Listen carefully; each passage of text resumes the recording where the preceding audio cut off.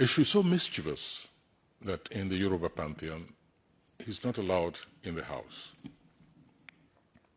His place is always at the doorstep, because Eshu in the house is just too temperamental. And before you do anything in Yoruba religion, before you worship even any of the deities, you make sure you set aside a morsel for Eshu. Eshu is really the messenger of the deities. He can deliver the message straight. He's always truthful, but he may deliver it in a way without lying that makes you misinterpret the message. But that's because he has a lesson to impart. So when the missionaries came, they looked at this, among the other deities, the god of lightning, the god of the rivers, the god of purity, the god of war, the god of Urishaku, the god of the moist elements, etc., etc. They said, Eshu. That's the answer. This mischievous person who upsets human plans, that's the devil.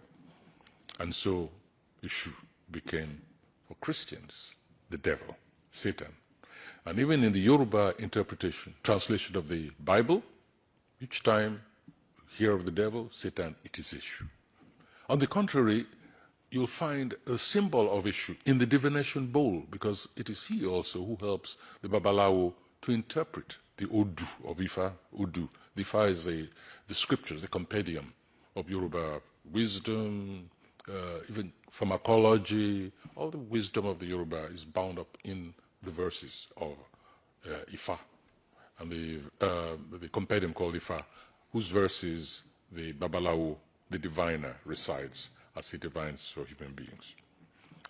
But today, it's very painful to find one's own countrymen and women referring to Eshu as the devil. By contrast, look at what happened to Eshu when he moved with the slaves to Latin America.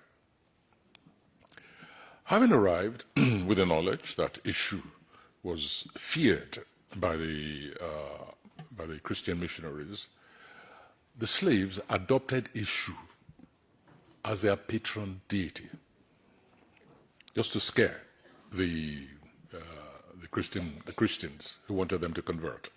Eshu became the paramount symbol of resistance in Latin America, in the Americas.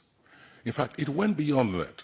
In certain parts of Brazil, for instance, you'll find that Eshu has even been elevated to the supreme deity, simply because that was the symbol, that was their protagonist for freedom.